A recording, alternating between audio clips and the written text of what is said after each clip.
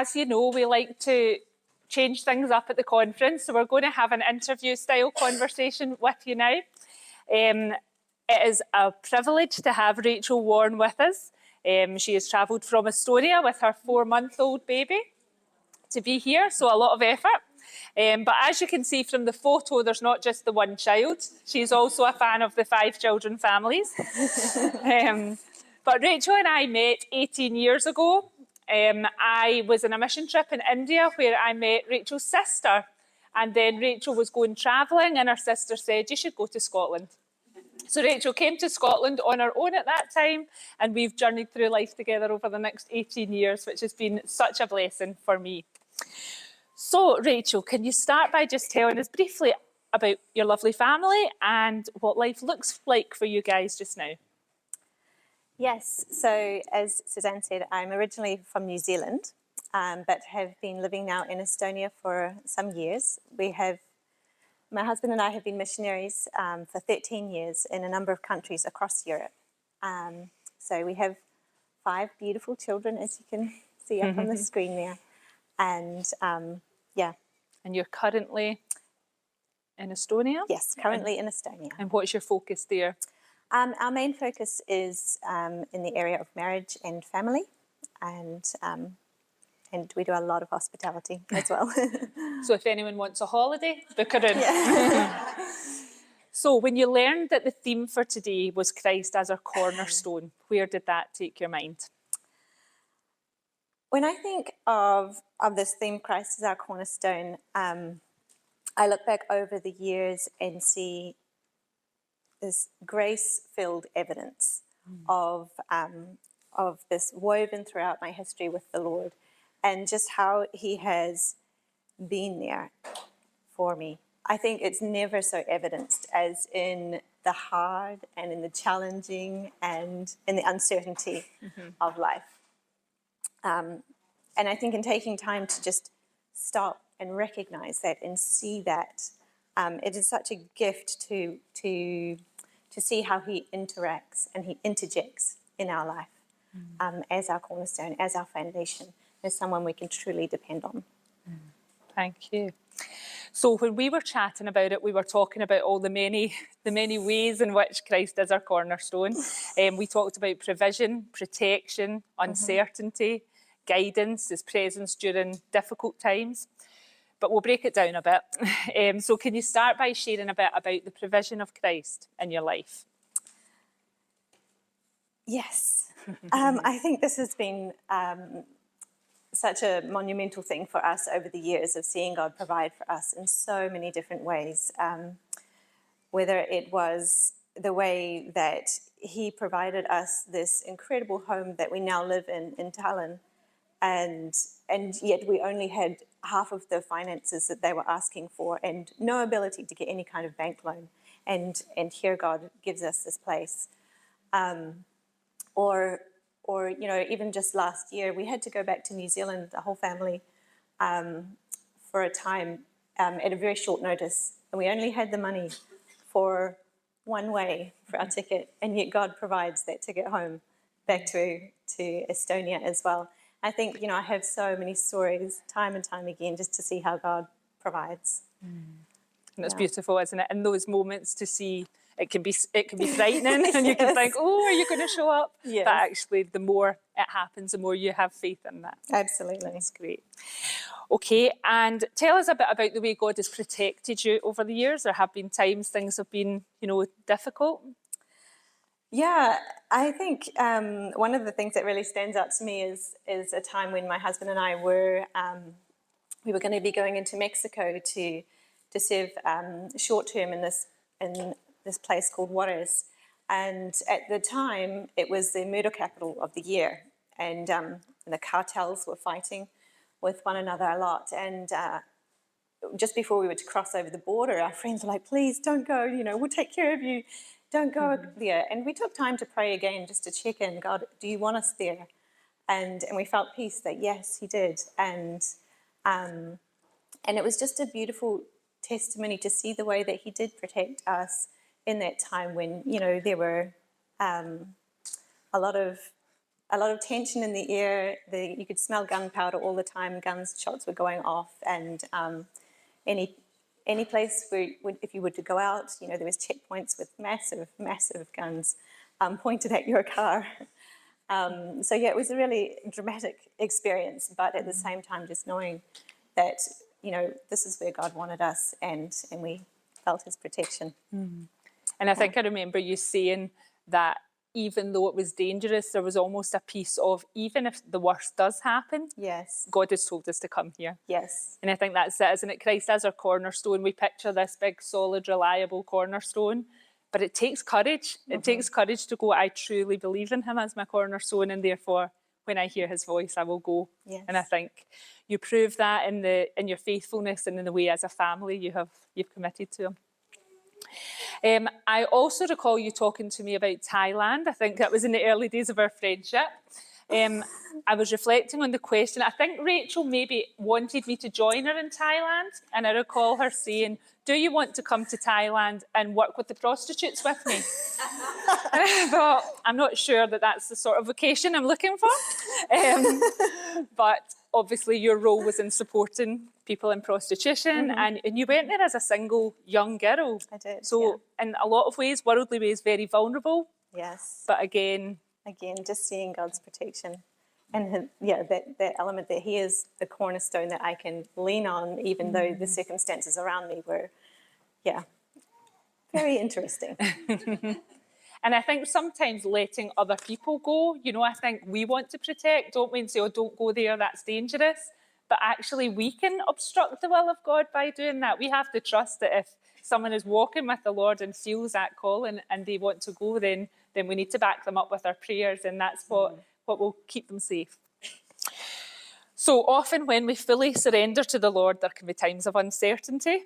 Can you share some of the times you've experienced this? I think uncertainty has been one of the hallmarks of our years in missions. It's been a wild ride. I think back a few years ago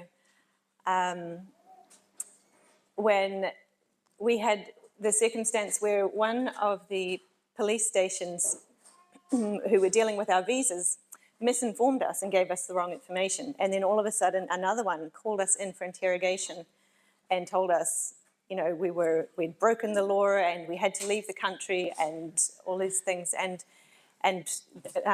we must be out by tomorrow. And of course, we're sitting there in great shock and just, what on earth is going on? We had done our best to follow the rules, and here we were going through interrogation, and I can assure you it's not fun. But I think even in those moments, I'm sitting there in the chair in this room by myself, and you see on the wall, the lines there, the criminals stand against, have their photos taken, and I'm like, oh, how did I end up here? I'm supposed to be a missionary. But just seeing the way that God is there in the uncertainty. And I was telling Suzanne, we had a very short amount of time to kind of pack things up and leave the country for 3 months. And we had 2 options at the time of where we could go. COVID was still happening, so we couldn't even return to our home nation because New Zealand didn't even allow their own citizens to go back home. So it was really rough. There was a lot of uncertainty around that one. But we were going to go to either Ukraine or to the UK. And Ukraine was the most logical option at the time because we could drive there, we could take everything with us, and financially it was going to be a lot easier. But somehow we're like, no, I think the UK. We didn't have anywhere we didn't know where we were going to stay in the UK, but we decided, okay, the UK. God opened up an amazing opportunity for us to stay there. And of course, about 3 days after we arrived, the war started in Ukraine. I'm just like, oh God, thank you. Thank you for being that cornerstone, that one that I can rely on to guide us and to lead us through uncertainties. Absolutely, it's amazing. And that's a very touching and moving experience, but you've also had some more humorous experiences. You shared with me about a trip to New Zealand where you had a few days stopover in Bali. Now, to us, that sounds lovely, doesn't it? A couple of days rest and then on you go, but not for Rachel because her passport got stolen by a monkey. Can you imagine telling passport control that? They'd be like, yeah, right. It did come good, though, and what happened when you... Did you make the plane for your connection? Oh, only just. We were running. The incredible thing with this is when the monkey it literally unzipped the backpack, grabbed the passport, raced up the tree, and then just started shredding out the pages, like everywhere. And I only caught one page, but that one page was the one for my exit visa from Bali. And you can't leave the country without that. So I was like holding on to this. I'm like, oh God, look, thank you. Yes, and we just managed to make our flight back. So you can see she's an optimist. She found the good, held on to it. So as missionaries serving full-time, you really need to be seeking God constantly for every step, as we all should. Can you share some examples of how the Lord has guided you? Wow, that's every step of the way, isn't it? I look back in the many different seasons that we've had. I remember we were praying about going to Finland at one point and serving in a discipleship school there, and it was something that Samuel and I had on our heart to do, but it felt so presumptuous to kind of put ourselves forward and say, hey, this is what we have on our heart, this is what we feel like the Lord has been speaking to us about, and we want to do it in your space. And so we wrote this message to the leader there, and in our uncertainty, we're like, hey, let's just wait on it for 3 days. Let's pray about it more, just to make sure. And within those 3 days, without any communication, the leader himself wrote to us and asked us to do exactly what we were proposing. And I was just, wow, look at the way that God confirms these things, and how he guides and leads us, yeah. And I don't know about you, but there was a time when those were stories we read in books. You read and you went, wow, like that's amazing, but it doesn't happen to real people. And I think part of this conference is about just presenting real everyday people that are just like you and I. But when we totally surrender to God, then, he can do such amazing things and he can reveal himself to us in such amazing ways. So despite exercising extreme faith and seeing the Lord work many times, do you ever have times of doubt? Absolutely, yes. I feel like, I don't know if you remember the story of the man who brought his son to Jesus, and Jesus asked him, do you believe? And he says, yes, I believe, help my unbelief. And that's me. Like, I have this mustard seed of faith that I bring to the Lord and say, I believe, but I still have so many questions and so many doubts. Help my unbelief. I know you have been faithful in the past, and I know that you can do these things. And I look back and I remind myself of who you have been to me, and that in itself builds a faith for what he can do in the future and in this present circumstance. But I think probably one time that really stands out was a couple of years ago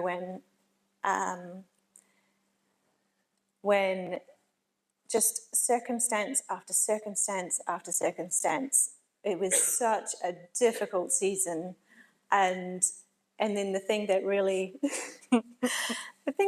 topped it off was suddenly our car gets struck by lightning.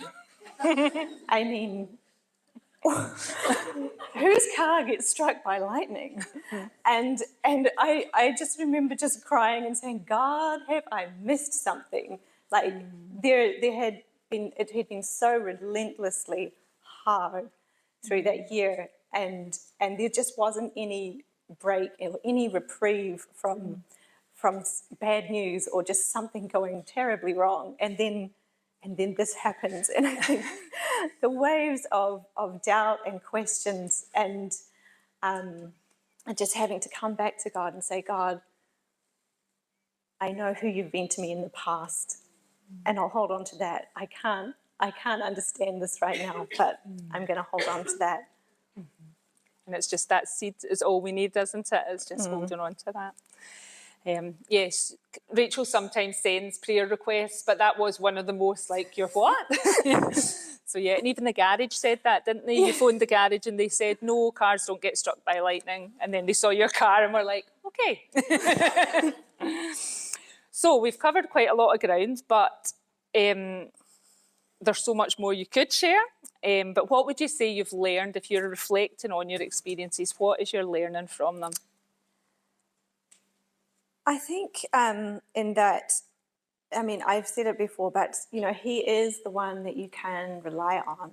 And that verse in Proverbs, so well known, and yet such a special one for me. Trust in the Lord with all of your heart, and don't lean on your own understanding. It's not going to make sense.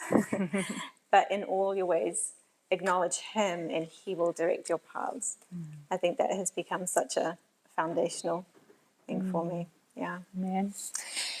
So as we close, we talked about earlier about sharing tips about how we keep Christ as our cornerstone. So what would you like to leave for the ladies today? I think on reflection, you know, each of us can probably look back over the years and recognize how Christ has been there for us, and how he has been that foundation and that constant in our lives.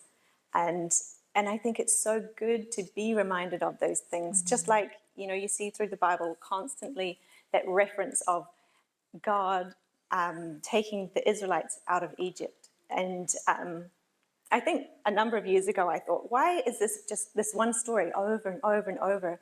And yet when I think about my own life and my own experience, it's so simple to forget, right? It's so easy to forget from one day to the next what God has done. And just to think back and to remind myself. But one of the significant things that my husband and I have found in these moments where you don't even have the words to pray, and you're just maybe in shock or just no sense of what do we pray now. One thing that we have done is just to sit down and just to declare who God is, and how he has been that in our lives. And, you know, it not only does that honor and glorify God, but it builds our own faith to recognize, yes, this is who he is. This is who he's been to us. We have experienced this, and we know that he will continue to be that into the future. And we know that he will be that for us right now. What a beautiful sentiment, and something that we can all practically take on board and do for ourselves. Rachel, thank you so much for travelling this way, for bringing your beautiful daughter, and for sharing your heart with us. Thank you.